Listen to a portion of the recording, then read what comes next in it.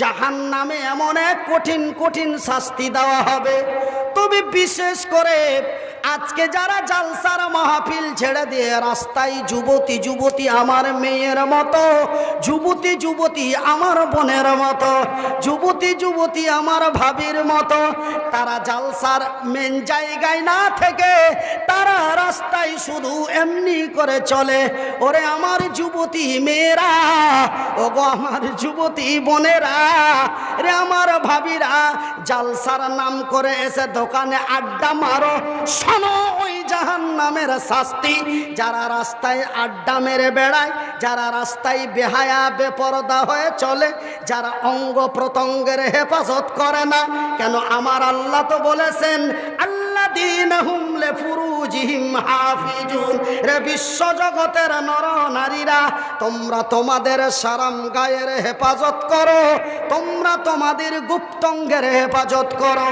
কিন্তু ভাইজান, আজকে আমার মেয়ে, আপনার মেয়ে, আমার বোন, আপনার বোন যারা রাস্তায় বেহায়া বেপরদা হয়ে রূপচর্চা করে রাস্তায় রঙ্গ করে হাঁটে, শুনেলেন তাদের কি শাস্তি জাহান্নামের মধ্যে। ভাই গো, আমার আল্লাহ জিবরাইলকে একদিন ডেকে বলেন, ওগো জিবরাইল, আমার প্যারা হাবিব নবী মুহাম্মাদের কাছে যাও, আর আমার নবীকে সঙ্গে নই লইয়া আমার সার্বভৌমত্ব সফর করিয়ে দাও। সেই সফরটাকে বলা হয়েছে মেরাজ। সেই সফরটাকে কি বলা হয়েছে? কি বলা হয়েছে? আমার আল্লাহ বলেন, জিবরাইল গো, আমার নবীকে জান্নাতে জাহান্নাম কোথায় কি আছে সমস্ত কিছু আমার রাসূলকে দর্শন করিয়ে দাও, বিশ্ব ভ্রমণ করিয়ে দাও, জান্নাতটাও দেখিয়ে দাও, জাহান্নামটাও দেখিয়ে দাও। কেন এই জান্নাত এই জাহান্নামে আমার নবীর উম্মত উম্মতি ছাড়া অন্য কাউরি পাঠানো হবে না। সেহেতু আমার নবীকে জান্নাতটাও দেখিয়ে দাও, আমার রাসূলকে জাহান্নামটাও দেখিয়ে দাও। ভাই গো, জাহান্নাম শব্দটি যখন মুখ দিয়ে বের হয়, মনে হয় সারা অঙ্গ কেঁপে উঠে।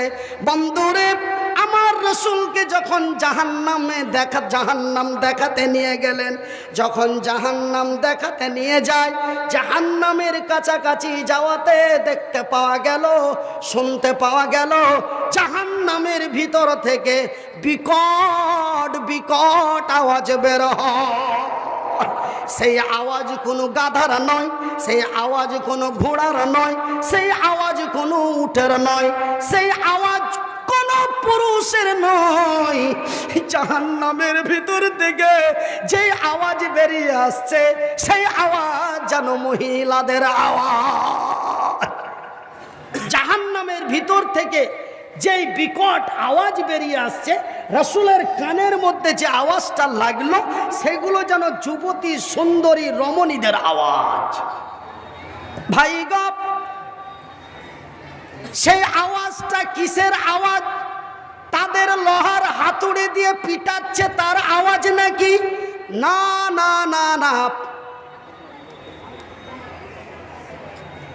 তবে তাদের গলায় ফাঁস দিয়ে টানছে তার আওয়াজ নাকি? না না না না না। তাদের আওয়াজটা কিসের আওয়াজ রে? একজন নারী যখন তার গর্ভ প্রসব করে, গর্ভ প্রসবের সময় যে আওয়াজ হয়, যাকে আমাদের শেরশাবাদিয়া ভাষায় বলা হয় ছেলা হওয়া ব্যথা, এই আওয়াজ যেন তাদের ভিতর থেকে বের হচ্ছে, বিকট আওয়াজ। ভাই, আমার বয়স যখন 10-11 বছর ছিল, তখন আমি ওই আওয়াজ শুনেছি। তো ওই আওয়াজ আমি দুরকম শুনেছি। তো যেই মেয়েরা 5 ওয়াক্ত নামাজ পড়ে, যাকে আল্লাহ এবং তার রাসূলের ভাষায় বলে সালেহা, আল্লাহ এবং তার রাসূলের ভাষায় যেই মেয়েগুলিকে বলা হয় সালেহা। কি বলা হয়? জোরে বলি, কি বলা হয়? সালেহা। ওই সলেহা নারীর যখন প্রসাব যন্ত্রণা আসে, সলেহা নারীর যখন, যেই নারী দিনদার ইমানদার 5 ওয়াক্ত নামাজি, ওই নারীর যখন প্রসাব যন্ত্রণা আসে, তখন ও আওয়াজ করে। ও কি আওয়াজ করে? আল্লাহ আর সহ্য হয় না, আর সইতে পারি না। মাবুদ গো তুমি তো রহমান, তুমি তো রহিম। ওগো আম্মা দোয়া করো, ওগো আব্বাকে দোয়া করতে বলো, মনে হয় আমি আর বাঁচব না। মা গো একটু দোয়া করো, আল্লাহ একটু দয়া করো। এই বলে ওই মেয়েটার মুখ থেকে আওয়াজ বের হয়। কিন্তু যেই মেয়েটা, যেই নারীগুলি হলো বেহায়া বেপরদা, পশ্চিম কারে বলে পূর্ব কারে বলে, ও ভাইজান বন্ধুরে, এমনি করে যারা আল্লাহওয়ালি মহিলা নয়, যারা তসলিমার পায়ে পা মিলিয়ে আছে, যারা বাজারে ঘাটে রাস্তায় অরঙ্গ করে চলে, ওই মহিলাগুলির প্রসব যন্ত্রণার সময় আল্লাহ শব্দ বের হবে না। ইয়া রব্বুল আলামিন দয়া করো, এমনও শব্দ বের হবে না। ওদের যখন প্রসব যন্ত্রণা আসে, ওদের আওয়াজটা কেমন হয়? ওদের আওয়াজটা যেমন এখানে বিকট, ওদের আওয়াজটাও হবে ওই জাহান্নামের ভিতরে বিকট। এইদিকে এক জায়গায় পড়ছুনু, কি জায়গাখানটার নাম করছে, কুমারগঞ্জের ওইদিকে। তো একদিন কুণ্ডে থেকে জালসা শুনে চলে আসছি। তো জালসা শুনে আস্তে আস্তে ওস্তাইরা আমাকে সাইকেলে করে লেগেছে। তো জালসা শুনে আস্তে আস্তে খুবই একটা মেয়ে লোক চিল্লেছে, হ্যাঁ ভাই কী হয়েছে, ভাই কী হয়েছে, তোমার চাকরা মিলা দাও। হ্যাঁ বলছে যে কী হবে তুই বুঝতে পারিস না, খাবা কোনো লক্ষ্য করে থাক, মানুষ শুনলে কী হবে, খালি ওয়া ওয়া মানে ও ও এরকম করছে। এটা হলো ওই মহিলার আওয়াজ। কোন মহিলার আওয়াজ? যারা আল্লাহ চেনে না, যারা পশ্চিম বোঝে না, যারা কোনোদিন সঠিক টাইম মতো সিজদা দেয় না, ওই মহিলাদের আওয়াজ হলো এটা। ঠিক জাহান্নামের ভিতরে এমনই বিকট ওই মহিলাদের আওয়াজ হচ্ছে। আমার নবী, আল্লাহর নবী, দয়ার নবী, বিশ্বের নবী, নবী মুহাম্মাদুর রাসূলুল্লাহ বলুন সাল্লাল্লাহু আলাইহি ওয়াসাল্লাম। আল্লাহর নবী, দয়ার নবী, বিশ্বের নবী জিবরাইলকে প্রশ্ন করে বলেন, ওগো আল্লাহর ফেরেশতা জিবরাইল, এই যে মহিলাগুলির আওয়াজ, এই মহিলাগুলির কি এমন, এরা কি এমন অন্যায় করেছে, এদের কি এমন শাস্তি দেওয়া হচ্ছে, এদের আওয়াজ কেন, তাদের কি এমন জাহান্নামের ভিতরে শাস্তি দেওয়া হচ্ছে?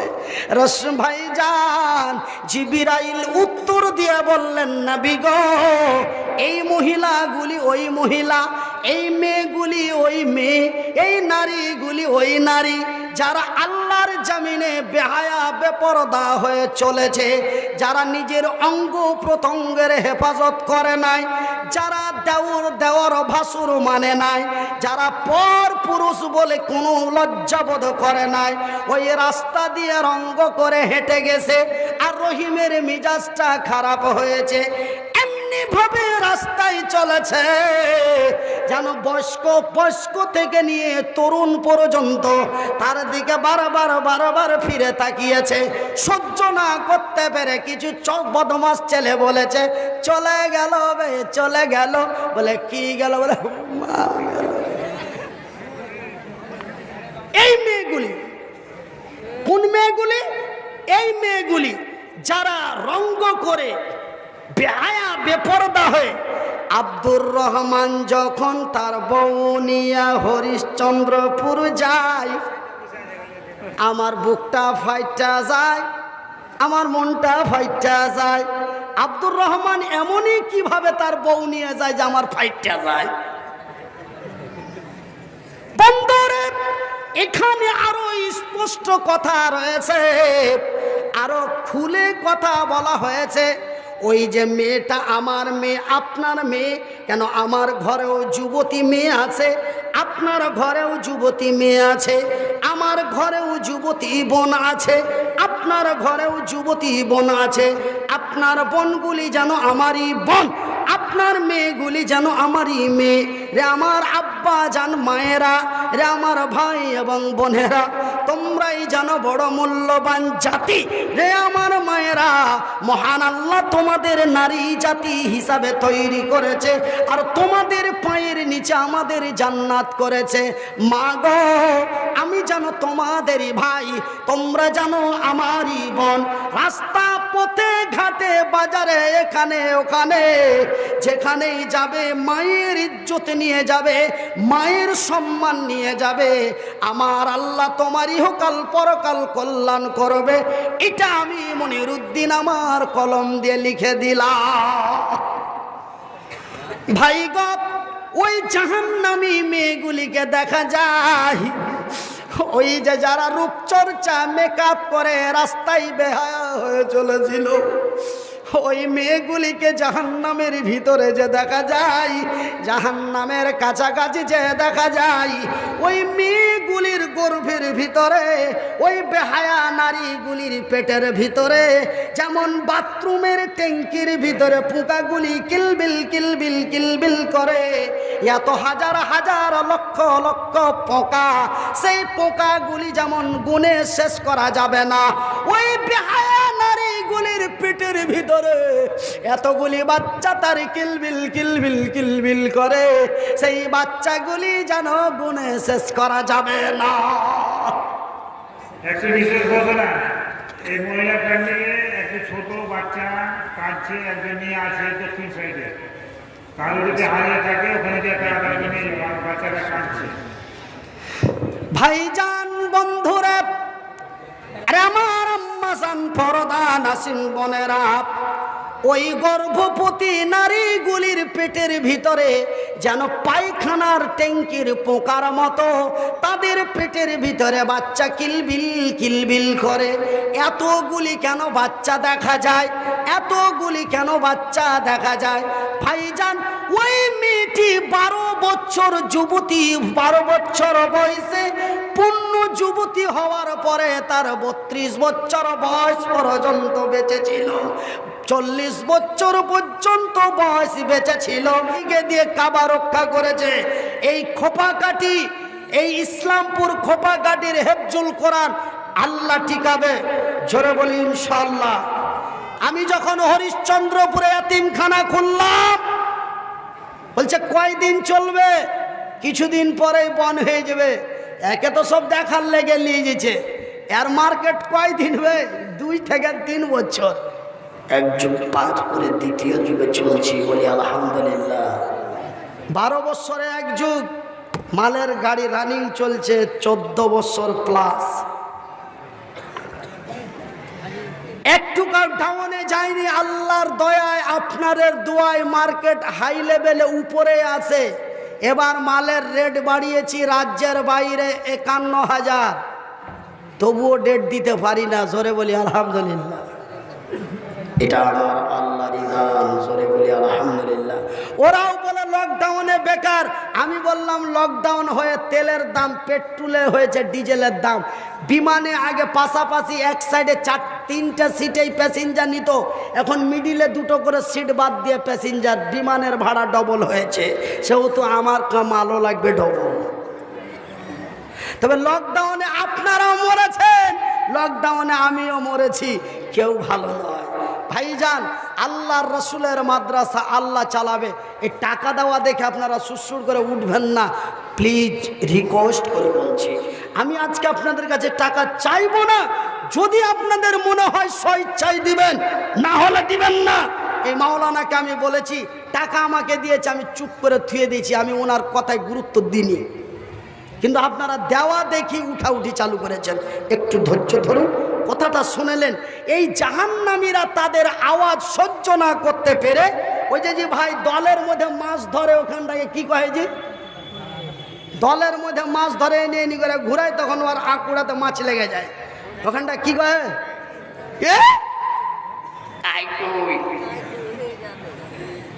ওই কাইকুই, লোহার আঁকুড়া। ওই জাহান্নামীরা, ওই জাহান্নামী নারীদের চিৎকার সহ্য না করতে পেরে তারা ওই লোহার আঁকুড়া দিয়ে ওই গর্ভবতী নারীর পেটের বাচ্চাগুলি আঁকুড়া দিয়ে টেনে টেনে বার করবে। ভাইজান বন্ধুরে, আমার মা এবং বোনেরা, আপনারা হয়তো বলবেন মনির উদ্দিন ভাই, জাহান্নামের ভিতরে যদি এমনই সাজা হয়, জাহান্নামের ভিতরে যদি এমনই কষ্ট হয়, সেই কষ্ট কি সহ্য করা সম্ভব? সেই কষ্ট কি মেনে নেওয়া সম্ভব? এতই কষ্ট যদি হয় সে কি বাঁচতে পারে? না না, সে মরে যেতে পারে। কিন্তু আমি তো আগেই বলেছি তা আর মরবেন না, ওখানে মারার মতো কেউ থাকবে না, মরে যাওয়ার মতো কোনো সিস্টেম থাকবে না। ভাইজান বন্ধুরে, জাহান্নামীদেরকে এমন পিপাসায় খিদায় তাদের জান বাঁচবে না, তারা খিদার জ্বালাই মাবুদের দরবারে ফরিয়াদ করবে। জাহান্নামী পুরুষেরা, জাহান্নামী নারীরা মাবুদের কাছে বলবে, আল্লাহ খিদায় আর জান বাঁচে না, একটু যদি খাবার দেওয়া হতো মাবুদ গো, না জানি কতই না ভালো হতো। বহুদিন খাবো খাবো করতে করতে প্রায় 2টা যুগের মতো কেটে যাবে। তারপরে আমার আল্লাহ বলে, রে আমার ফারিস্তারা, ওই আব্দুল্লাহর বাপ জাহান্নামে চেঁচাচ্ছে, তাকে কিছু খাবার দিয়া। সেই খাবারটা আপনাকে বিরিয়ানি চপ দেবে না, সেই খাবার আপনাকে ডালডাই ভাজা রুটি দিবে না, আপনাকে একটি খাবার দিবে রে, সেই খাবারটি হলো পানি ফলের মতো। পানি ফল কাকে বলে ভাই?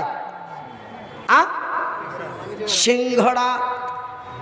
পানি, আপনাকে পানি ফলের মতো একটা খাবার দেওয়া হবে, সেই পানি ফলটাকে আমরা বলি সিংহড়া। আর ওই পানি ফলের মতো যেই ফলটি জাহান্নামে আপনাকে, আমাকে, আমার মাকে দেওয়া হবে, আমার বোন ভাইদের দেওয়া হবে, সেই ফলটার নাম বলা হয়েছে, সেই ফলটা ইতিহাসের পাতায় পাওয়া যায়, সেই ফলটির নাম হলো জাক্কুম ফল। এই ফলটি যখন তারে দেওয়া হবে, খিদার জ্বালায় কপ করে খেয়ে ফেলবে। যখনই মুখের মধ্যে দেবে, এই জায়গাতে এসে আটকে যাবে, না আসবে, না যাবে দিল্লি, না যাবে বোম্বাই, না যাবে দিল্লি, না যাবে বোম্বাই, মিডিল পয়েন্টে লকডাউন হয়ে যাবে, আর কিছুই কাজ হবে। ভাববে পানি যদি খাই মনে হয় চলে যাবে, বলে মাবুদ গো, একটু যদি পানি দেওয়া হতো না জানি কতই ভালো হতো।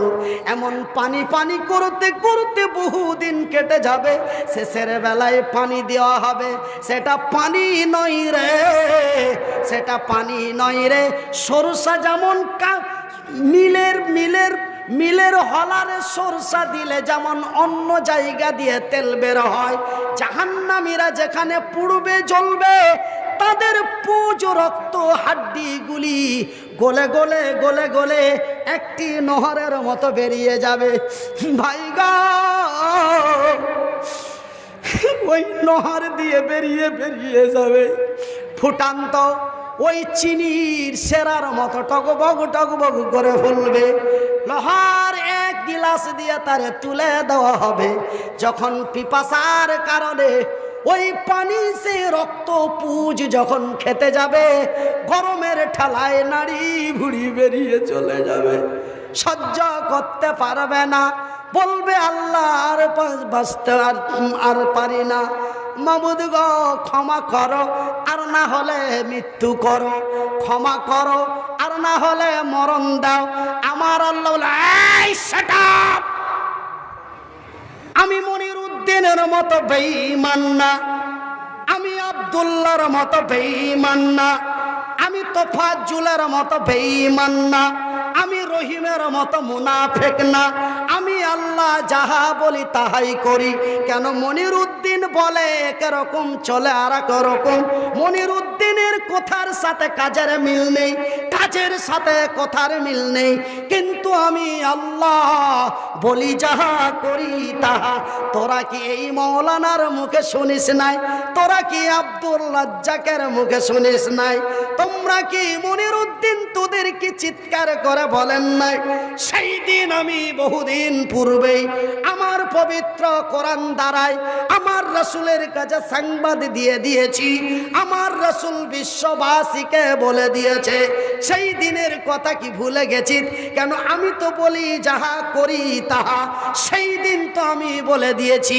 বিসমিল্লাহির রহমানির রহিম। কাইফা তাকফুরুনা বিল্লাহি ওয়া কুনতুম আমওয়াতান ফাআহইয়াকুম সুম্মা ইউমীতুকুম সুম্মা ইউহয়িকুম সুম্মা ইলাইহি তুরজাউন। আমি তো তখনই বলে দিয়েছি, আজকে কেন তোরা মৃত্যু চাইছিস? আমি তো মারবো না, কেন আমি আল্লাহ বলি যাহা করি তাহা সেই দিনই তোদের বলে দিয়েছি। কি বলেছি? তোরা মৃত্যু ছিলি, মৃত্যু অবস্থায় তোদের তৈরি করেছি। আল্লাযী খালাকাল মাউতা ওয়াল হায়াতা, আমি তোমাদের মৃত্যু অবস্থায় তৈরি করেছি, মৃত্যুর পরে জীবিত করেছি, জীবিতর পরে মৃত্যু করেছি, মৃত্যুর পরে জীবিত করেছি। আর তোমাদের মারব না, আর তোমাদের মারব না। যতই মৃত্যু কামনা কর রে রে আমার মায়ের, আমার বোনেরা, মৃত্যু তোর আর দর্শন করবে না, মৃত্যু আমার নিকটেও আর আসবে না। কিন্তু এখন মৃত্যু এমনই এক নিকটে, হাতটা উপর থেকে নিয়ে আসার মতো সুযোগ গ্যারেন্টি না। আমার ভাইয়ের, আমার টাকা যখন এমন খেয়াল করা বাদে দেখি কেমন মামুর বাড়ারা খালুর বাড়ারা চুপচাপ পয়সা ওই জায়গায় ওয়াজাজ হবে, ওয়াজাজ হবে। নিব না টাকা, টাকা দিলে নিব, দিলে নিব। আপনারা এরকম কেন গো? আপনারা এরকম কেন গো? আজকে কেন আমাদের এই অবস্থা হবে না বলুন তো? আমি